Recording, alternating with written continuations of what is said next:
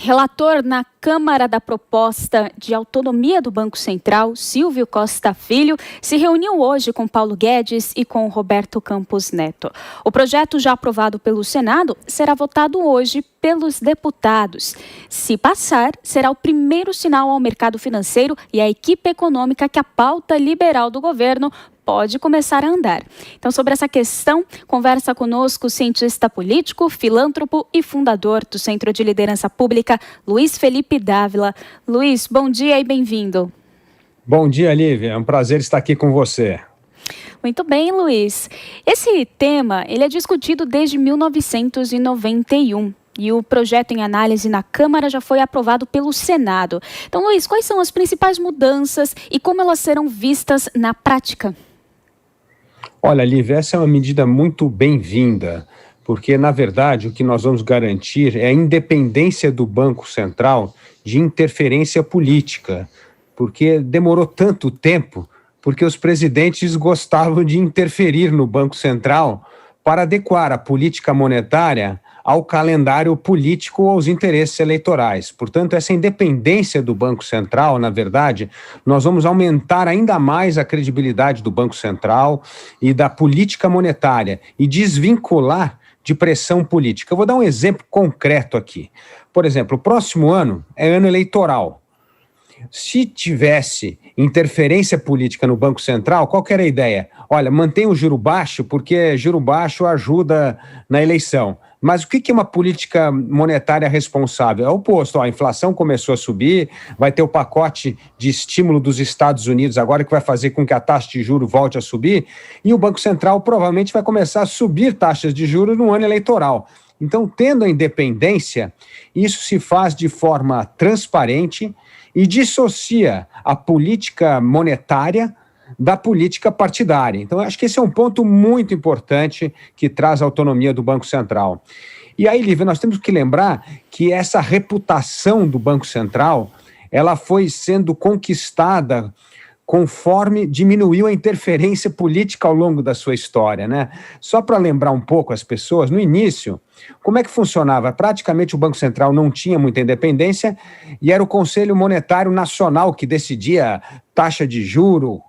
E isso era complicadíssimo, porque essas reuniões ocorriam no Conselho Monetário Nacional, tinha políticos, ex-ministros, ministros, militares, empresários, era uma grande, um conselho que representava a sociedade no seu teor e criava muita instabilidade. E aí o que aconteceu? Parte dessa decisão passou a caminhar gradativamente para o Banco Central. E hoje, veja só a estabilidade das decisões de política monetária no Brasil. Hoje, nós temos lá os diretores que são independentes, toda discussão e voto sobre política de juro é registrada em ata, que é publicada e nós sabemos exatamente qual foi o teor do voto de cada diretor do Banco Central. Então, isso mostra como esse aumento da transparência, da profissionalização do Banco Central melhorou demais já a credibilidade da política monetária. E essa lei é, na verdade, uma forma de consolidar, cristalizar essa independência do Banco Central. Luiz, eu quero puxar uma pergunta com o fim da sua resposta, porque olhando no papel do BC, cabe ao Banco Central, por meio do Copom, definir a taxa Selic, que é a taxa básica de juros da economia. Se o texto for aprovado e a nova regra entrar em vigor, a diretoria da instituição não poderá ser demitida por eventuais aumentos de juros no futuro. Isso poderá blindar a equipe para uma atuação exclusivamente técnica? Exatamente, e é isso que nós precisamos numa política monetária, uma decisão absolutamente técnica. E Lívia, só para complementar uma coisa importante no que você está colocando, os mandatos do presidente do Banco Central e dos diretores serão descasados das eleições presidenciais, ou seja, o presidente vai ter de atuar em consonância com o presidente do Banco Central que foi escolhido pelo seu antecessor, a não ser que no caso de reeleição. Mas isso é muito importante, dá absoluta autonomia ao Banco Central para dirigir a política monetária. Isto só vai aumentar a credibilidade da política monetária no país. Luiz, e essa votação pode conferir ao novo presidente da Câmara, Arthur Lira, um bom primeiro passo em direção ao encaminhamento da agenda liberal tão defendida pelo governo? Certamente é um ótimo sinal, um sinal de que o Congresso está comprometido em aprovar as reformas fundamentais para o país. Uma delas é exatamente a autonomia do Banco Central. Agora, a prova de fogo, né, Lívia, será a aprovação das grandes reformas, das duas grandes reformas, a reforma administrativa e a reforma tributária. O Brasil precisa urgentemente simplificar as regras tributárias para dar maior transparência, para dar maior efetividade no nosso sistema tributário. Hoje, se você ter uma ideia, Lívia, 70% do PIB é judicializado por questões tributárias, por disputas tributárias entre empresas e governo federal. Isso é um absurdo, são mais de 5 trilhões de reais. É um absurdo. Nós precisamos aprovar a reforma administrativa, simplificar o sistema tributário e alinhar o nosso sistema tributário com o sistema tributário dos demais países, principalmente os países da OCDE, que é uma organização que o Brasil pretende ingressar e vai ter que aí sim balizar as suas regras pelas regras da OCDE. E a outra reforma administrativa, como nós falamos aqui, né? Nós precisamos melhorar a eficácia da máquina pública, valorizar os bons servidores e dar instrumentos para que nós possamos avaliar o desempenho dos nossos servidores públicos. Uma democracia precisa de uma burocracia estável e competente, e não como é hoje, que nós temos uma burocracia cara, ineficiente, que custa uma fortuna ao contribuinte, que paga muito imposto e recebe em troca serviço público de péssima qualidade. Sim, essa será a grande prova de fogo aí sobre a condução do novo presidente da Câmara. E falando, voltando a falar sobre a autonomia do Banco Central, a oposição prometeu obstrução. Em quais pontos o senhor acredita, sob quais justificativas a oposição poderá atuar acerca deste tema?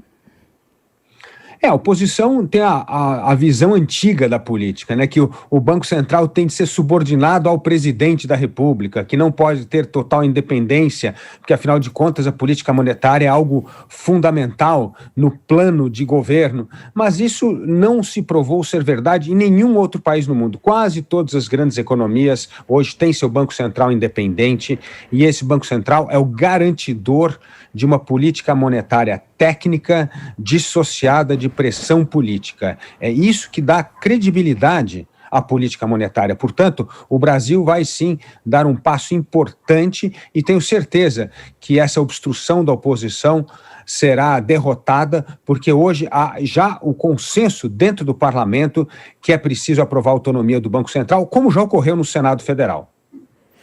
Sim, de acordo com o relator da proposta, que é Silvio Costa Filho, do Republicanos de Pernambuco, as principais economias do mundo, como Estados Unidos, Alemanha, Espanha, Japão, têm bancos centrais autônomos. A aprovação de um projeto sobre o tema no Brasil seria um sinal ao mercado que daria mais credibilidade ao Brasil, ou o Banco Central brasileiro já é visto internacionalmente como uma instituição sólida? Boa pergunta, Lívia. O Banco Central brasileiro já é visto, sim, como uma instituição sólida, de alta credibilidade. Mas a independência acaba, como eu disse, coroando uma decisão muito importante e institucionalizando. Uma das coisas da política que nós temos que lembrar é o desafio de institucionalizar práticas. E o que essa lei vai fazer é institucionalizar uma independência que vem sendo já, sim, respeitada pelos últimos presidentes brasileiros. Portanto, mas como nós sabemos no Brasil, as coisas podem retroagir. E o que essa lei faz é garantir, assegurar a independência do Banco Central contra qualquer surto populista em querer interferir na conduta da política monetária, o que seria muito ruim. Eu vou dar apenas um exemplo. Veja só o que está acontecendo com a Petrobras. Depois de todo aquele escândalo no governo petista, que transformou a Petrobras, na verdade, num grande caixa 2 de governo, um absurdo total, e desvendado pela Lava Jato, o que nós tivemos? A volta da profissionalização do banco da Petrobras. E hoje, olha só o que acontece. Como o preço do petróleo, do gás, do diesel da Petrobras está descasado do preço internacional, começa a se especular nos jornais de que, novamente, a direção da Petrobras está se submetendo à pressão política para manter artificialmente baixo o preço do petróleo, do gás e do diesel por questões eleitorais e políticas. Pode nem ser a verdade, mas só o fato de isso ocorrer acaba causando essa leitura do mercado em relação à Petrobras, o que tira a confiança da Petrobras. A Petrobras é uma empresa independente que pensa nos seus acionistas ou é uma empresa que serve ao governo antes de servir os seus acionistas? Então, a independência do Banco Central, ela coroa, como eu disse, essa independência de fato que já está sendo exercida pelo Banco Central, evitando, assim, essa ingerência da política partidária na política monetária. Conversou conosco o cientista político, filantropo e fundador do Centro de Liderança Pública, Luiz Felipe Dávila. Muito obrigada, pelos esclarecimentos, pela conversa. Muito obrigado, Lívia. Um bom dia para você. Para o senhor também. Até mais.